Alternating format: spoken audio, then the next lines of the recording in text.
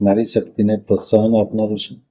ખાસ કરીને બજેટમાં જે મહત્વની જોગવાઈ છે એ કે વર્ષોથી નાનો વર્ગ, જે નોકરિયાત વર્ગ વર્ષોથી ઇન્કમ ટેક્સ ભરે છે અને એમને કોઈ રાહત તો ઓછી મળે છે.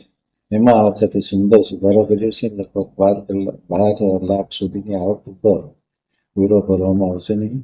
તેમજ આ સિવાયના બીજા આવકવેરામાં ઘણા બધા સુધારા અને સરળીકરણ કરવામાં આવ્યું છે અને સાથે સાથે બીજા કરવેરા જેવો જીએસટી એમાં પણ ઘણું સરળીકરણ કરીને ગ્રાહકોને અને વેપારીઓને ફાયદો થાય એ રીતના પગલાં લેવામાં.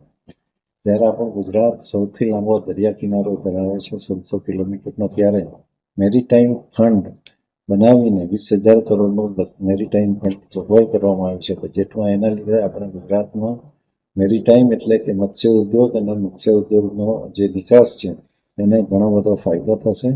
અને ખાસ કરીને અર્બન એરિયામાં જ્યાં ઘણી વખત અનફોર્સ સર્કમસ્ટન્સીસના લીધે તકલીફ આવે છે, સેનિટેશનની તકલીફ હોય, પાણી પીવાની તકલીફ હોય કે ડ્રેનેજની તકલીફ હોય, એના માટે પણ સ્પેશિયલ 1 લાખ કરોડનું જે ફંડ આ બજેટમાં પ્રોવિઝન કરવામાં આવ્યું છે એ પણ ઘણું આવકારદાયક છે. વધુમાં વધુ રોજગારી આપતું કોઈ ક્ષેત્ર હોય તો એમએસએમઈ, અને એમએસએમઈ ઉદ્યોગોને આ વખતે આ બજેટમાં ઘણી બધી રાહત આપવામાં આવી છે.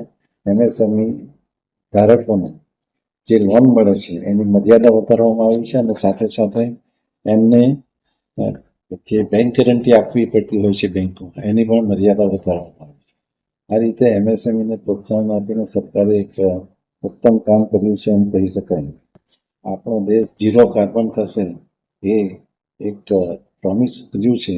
એને અનુલક્ષીને ઉર્જા વિભાગમાં, એનર્જી વિભાગમાં ઘણા બધા રિફોર્મ્સ આમાં સૂચવવામાં આવ્યા છે અને એના લીધે જે કોલસાથી વીજળી બને છે એના કરતાં સોલાર અને પવન ઉર્જાનો ઘણો બધો વિકાસ થશે અને એ માટેના ફંડ પણ આમાં જોગવાઈ કરવામાં